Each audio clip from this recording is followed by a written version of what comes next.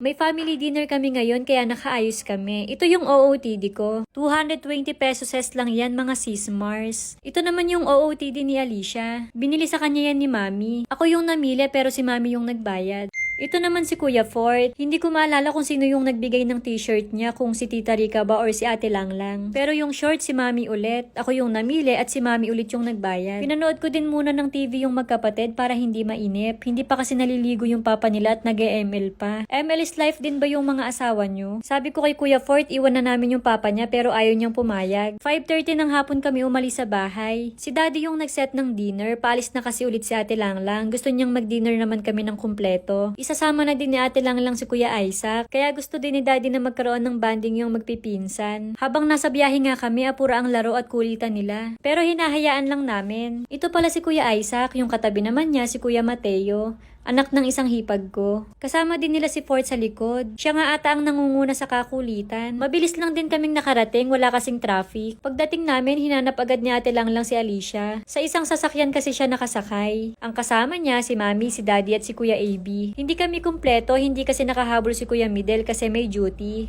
Hi daw sabi ni Kuya B. Habang busy sila sa pag-order ng pagkain, itong mga bata busy din sa paglalaro. At itong CR pa nga ang ginawang play area. Paano ba naman kasi ang ganda at ang laki ng salamin? Pati naman tuloy ako napapapose. Ganito din ba kayo kapag nakakakita ng malaking salamin? Selfie, selfie. Tuwang-tuwa naman itong si Alicia sa Kuya Isaac niya.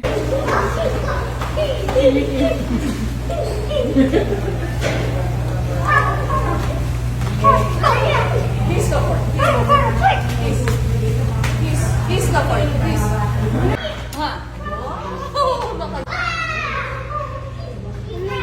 Mahilig si Kuya Isaac sa mga bata, kaya lagi niyang nilalaro si Alicia at si Johan. Si Kuya Fort naman apura laro sa CR. Feel na feel niya talaga yung salamin. Parang hindi nauubusan ng energy yung mga bata, no? Pero okay lang, mas gugustuhin ko nang makukulit yung mga anak ko kaysa yung may sakit.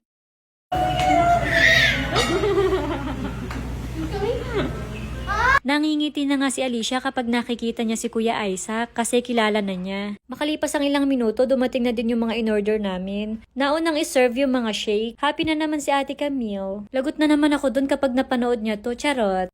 Ito na yung mga pagkain na in-order namin. Merong chicken para sa mga bata, bangus, pata, calamares. Ang sarap ng calamares nila dito. Sinubukan ko ngang pakainin si Fort pero yung breadings lang ang kinain niya, yung laman hindi. Tignan nyo naman, may patisyo pa si Fort. Umorder din kami ng shrimp rice at beef chow pa nila. Ito naman yung pagkain ni Fort. Bangus daw ang gusto niyang ulam kaya pinaghimay ko muna. Tinaray din namin yung sinigang na baka. Nagugutom na si Johan kaya kumuha na siya ng sarili niyang kanin. Pagkatapos namin kumain, nagpahinga sila sandali at naglaro na ulit. Sinusulit na nila si Kuya Isaac at mamimiss daw nila. Pag uwi naman namin, grabe yung traffic na naabutan namin.